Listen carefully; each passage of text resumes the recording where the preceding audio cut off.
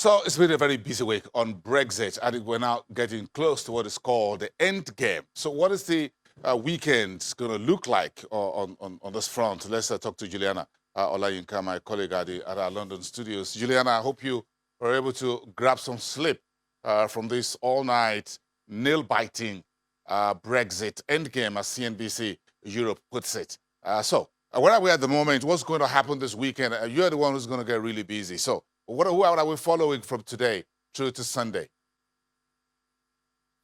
Good morning, Bosun. I probably certainly had more rest than the Prime Minister. But look, the work has been done in Brussels, and now Boris Johnson, the British Prime Minister, faces the most crucial 24 hours in his entire political career, and that's trying to get this deal through the Commons tomorrow in a historic day. Of course, the sentiment that we got yesterday is that, people in Europe are kind of sick and tired of Brexit. We heard Juncker in that joint press conference saying that there's no need for a prolongation, that this deal is a good deal and it should be passed by the Commons. But of course, there are people on both sides who are unhappy. Some hardline Brexiteers within Boris Johnson's own party are not happy because they feel that they've thrown the Northern Ireland Democratic Unionist Party completely under the bus by leaving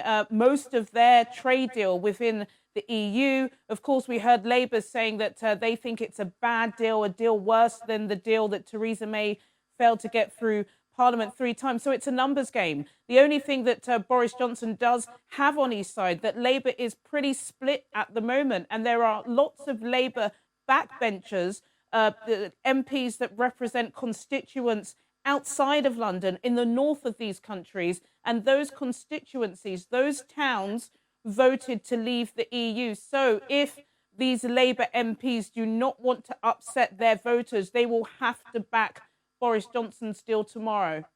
A very interesting weekend ahead for everyone. We understand the Prime Minister is back in the UK overnight to rally support for this weekend. So, but again, on the market straight is the London Stock Exchange. The LSE Group reporting 12% uptick in a quarterly revenue. Looks like business is still good for the LSE.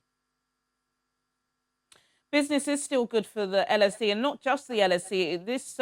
This data, this announcement of the third quarter rise shows that London is still the centre for international trade. As soon as these results were announced this morning, London Stock Exchange's shares were up about 1.4%. So they are at the top of the all index share this morning. And it's a good boost. Of course, we spoke about that Refinitiv deal, that $29 billion deal to buy this data and analytics firm.